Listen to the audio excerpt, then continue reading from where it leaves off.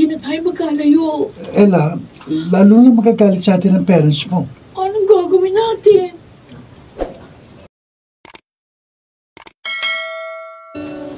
Sinasabing kung minsan ay mapagbiro ang pag-ibig, hindi namimili kung kanino sisibol. Mga kaibigan, narito at ating pakinggan ang naging karanasan ni Ella sa ating dunang sa kanyang panahon.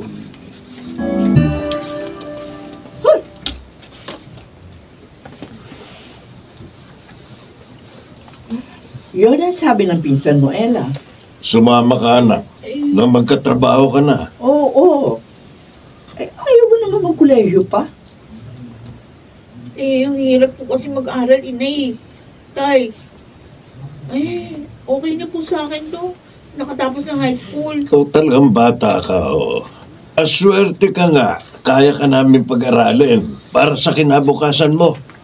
Ayaw mo naman. Ayoko na nga po. Magagastusan lang kayo pag bumagsak ako. Ay, nako, bahala ka. Pero sumama ka bukas sa pinsan mo doon sa university. Pagbutihin mo nang matanggap ka. Pagtin lang naman yun eh. Matatanggap ako doon. Masarap yata ako magluto, tulad ni inay. Talaga naman ang gwapo ng professor na nakilala ko dun sa university. Rafi yung pangalan niya. Mukhang crush mo ang professor na yun, no? Palagay ko nga. Hindi lang crush. I think I'm in love with him. Ano? Oo. Isang buwan ka palang nagtatrabaho sa kantin ng university? In love ka na agad dun sa nakilala mo? Sa'yo Grabe na ko. nararamdaman ko, no? Alam mo ba, lagi akong ganado magtrabaho tuwing nakikita ko siya. Kaya lang, sa gabi, hirap akong matulog. Alam ko na. Dahil sa kakaisip mo sa kanya. Ganun na nga. Hihingin ko nga yung number ni Rafi. Buto, ilang taon na ba siya, ha? 38. Ano? Oh. Parang tatay mo na yun, no? Ay, di naman, no. Di naman mukhang 38 eh. Baby face ang mukha. Gwapo pa. Parang nga lang 25 years Ay, old. naku. Alam mo, ngayon na ako naniniwala na bulag ang pag-ibig. Bakit naman? Biro mo, yung 38, nagiging 25 sa'yo.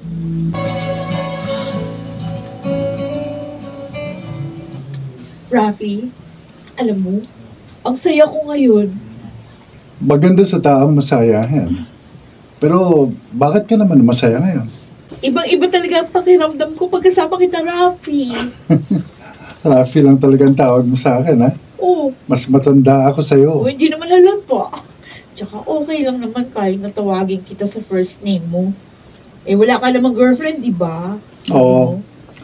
Kasi yung dati kong GF, ambisyosa. Kaya nag-break kami. Ay, okay lang yun. Ibig sabihin nun, hindi siya ang para sa'yo. Ako rin naman. Wala rin boyfriend. Naku, baka kung anong isipin ng mga tao sa atin, Ella, ha? Ano? Kasi lagi kang sumasabay sa akin. Ay, wala akong pakialam sa kanila, no?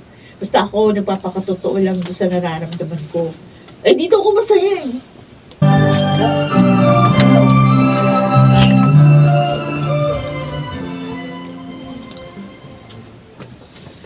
Aba, mukhang malalim ang iniisip ng kaibigan ko, ah. May problema ba sa Rafi? Wala naman, Tony, kaya lang...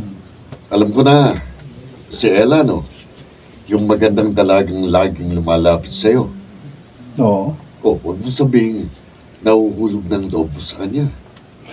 Ganun na nga, parang hindi ko na may tatago pa ito sa kanya. Kung talagang mahal mo siya, ligawan mo na. Wala ka namang magiging problema eh. Dahil hindi naman siya estudyante. Pero ang bata niya, nag-aalala ko na baka magpago pang damdamin niya sa akin. Kailangan maging handa ka kung sakali. Nang hindi ka masaktan uli. Si Jerry. Hindi mamahal sa bata.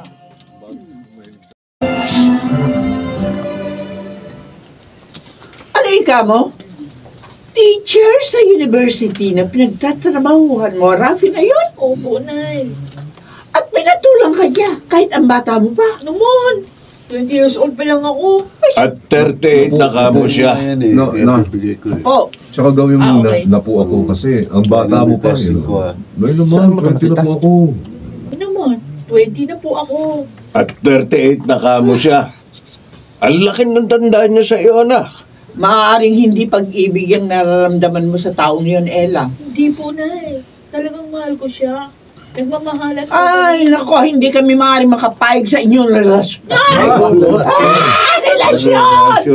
Relasyon! Relasyon. Albularyo. Nagmamahalan po Ay, kami. nako. Talagang mahal ko siya. Nagmamahalan po kami. Hindi kami maaari makapayag sa inyong relasyon. Ay naman. Malinis naman po ang hangarin niya. Kaya nga, pinakilala ko na siya sa inyo. Dahil maaari pa magbago ang damdamin mo. Isa pa, mag-aalaga ka lang sa kanya balang araw. Nay, mahal ko po si Rafi. Ngayon lang po ako nagmahal ng ganito. Huwag niyo naman po akong ilayo sa kanya. Papayagan lang namin kayo, ha? Kung matatapos mo ang koleyo nang hindi nagbabago ang damdamin mo sa lalaking yon. Pero ina, Yun ang gusto namin, Ella. At siyang masusunod. hindi sila naniniwala na tunay yung pagmamahalan natin. Lalo na ang damdamin ko sa iyo, Rafi. Huwag kang magdamdam sa kanila. Hangad lang nilang kabutihan mo dahil mahal ka nila. Pero gusto nilang ilayo ako sa iyo. Ano? Ang sabi nila, papayagan lang daw nila tayo kapag nakatapos ako ng kolehiyo. Ayoko na nga mag-aral kahit nun pa. Ella, Magdahanan na lang tayo. Sasama na ako sa'yo para hindi na tayo magkaroon. lalo lang magagalit sa atin ang parents mo. Oh, anong gagawin natin? Siguro, makabubuting sundin mo na lang sila. Mag-aral ka muna. Ano? Magkakalayo tayo? Hindi natin papayagang mangyari yun, Ella. Kahit nag-aaral ka, lagi pa rin tayo magkikita. At lagi kitang tatawagan.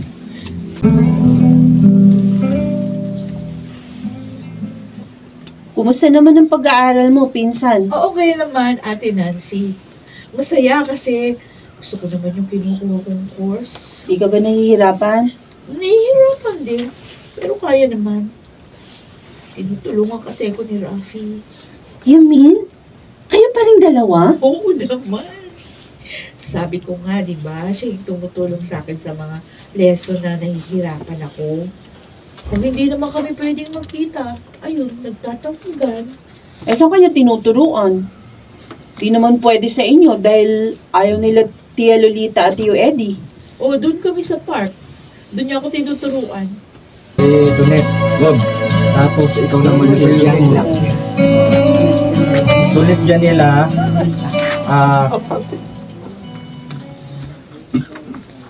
Magkikita pala kayo ngayon ni Ella? Oo, Tony. Ba, matagal na rin kayo ah. 2 years na. Oo. At kaunting panahon na lang. Matatapos na niya ang course niya. Eh, anong balak mo pagka-graduate niya? Pakakasalan ko na siya. Oh, Oo, siguro naman. Hindi natututol yung parents niya. Dahil graduate na siya. oh, may tumatawag sa cellphone mo.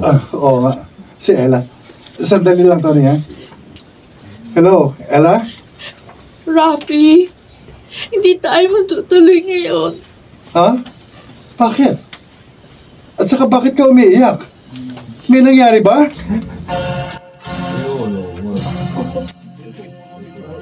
Huwag mo na yung palala. Sige, tula ako ng anak ko. Naalala ko naman, wala ko.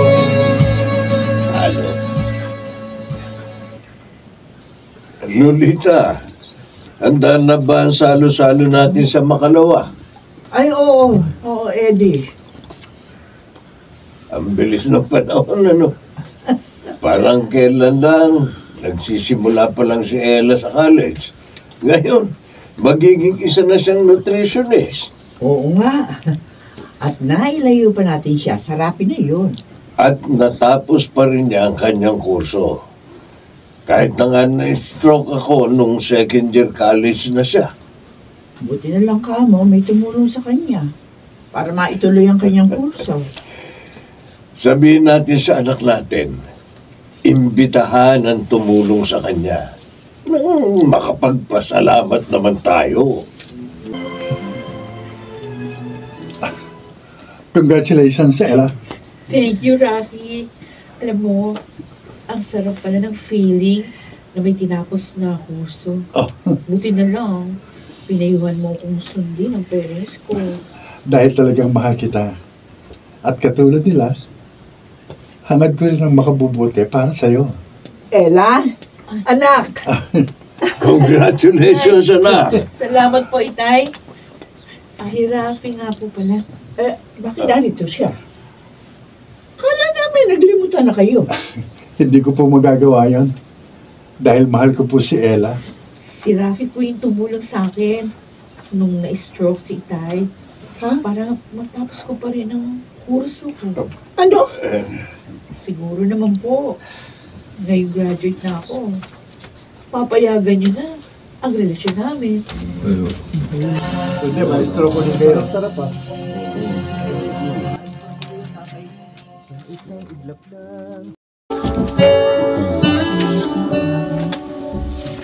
Masarap maging inspirasyon ang pag-ibig.